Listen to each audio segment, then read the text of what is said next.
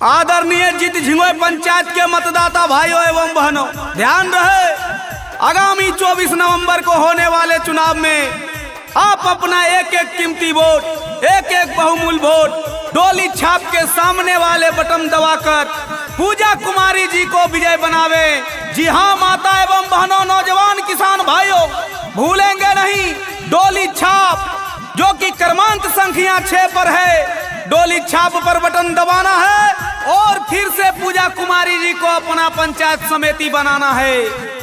जित झिंगोय पंचायत के सम्मानित जनता जिंदाबाद जिंदाबाद जिंदाबाद। जित झिंगोय पंचायत के सम्मानित जनता जिंदाबाद जिंदाबाद जिंदाबाद। पूजा कुमारी जिंदाबाद जिंदाबाद जिंदाबाद। पूजा कुमारी जिंदाबाद जिंदाबाद जिंदाबाद। दयानंद पंडित जिंदाबाद जिंदाबाद जिंदाबाद। दयानंद पंडित जिंदाबाद जिंदाबाद जिंदाबाद। डोली छाप जिंदाबाद जिंदाबाद जिंदाबाद। डोली छाप जिंदाबाद जिंदाबाद जिंदाबाद। आपका पंचायत समिति कैसा हो, पूजा कुमारी जैसा हो, आपका समाज सेवी कैसा हो, दयानंद पंडित जैसा हो।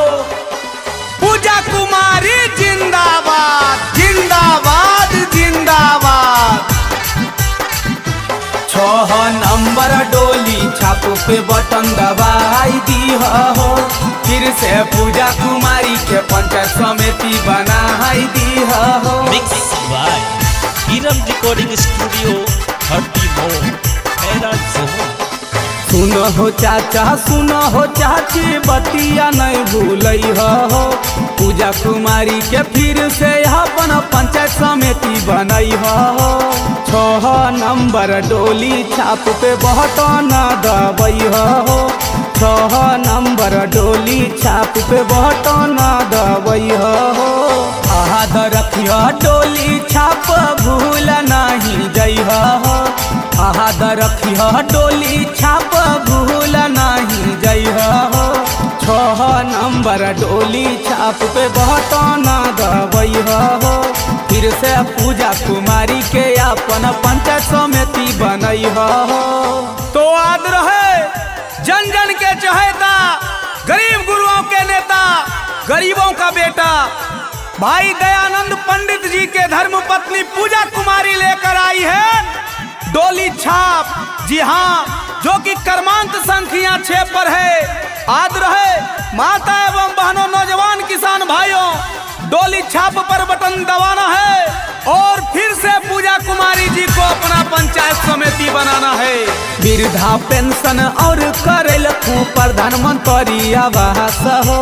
याद रखियो ए चाचा रोड बनवैल झकास हो, बनवैल झकास हो। कन्या विवाह अनुदान राशि करबैल पास हो। याद रखियो दियल खुए चाची मुख्यमंत्री आवास हो। के करो झांसा में ना आई के भुलाई जई हो, फिर से दयानंद भैया के जिताई दी हो। 6 नंबर डोली छाप पे बटन दबाई दी हो, फिर से पूजा कुमारी के पंचायत समिति बनाई दी हो। ग्राम पंचायत राज जित झिंगोय भाग संख्या 22 से योग शिक्षित, ईमानदार, कर्मठ, लोकप्रिय एवं कर्तव्यनिष्ठ पंचायत समिति सदस्य के उम्मीदवार भाई दयानंद पंडित जी के धर्म पत्नी पूजा कुमारी जी लाए हैं डोली छाप निशान। तो डोली छाप पर बटन दबाना है और भारी मतों से विजय बनाना। डोली छाप पहचान के बटन दबाई हो तान के।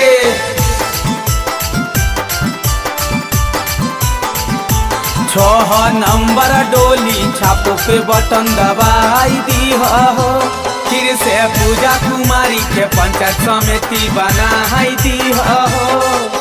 सबके हक अधिकार दियावे में करो हकी सहायता। 3 का से बढ़िया नहीं हो एको गो गरीब के नेता, एको गो गरीब के नेता।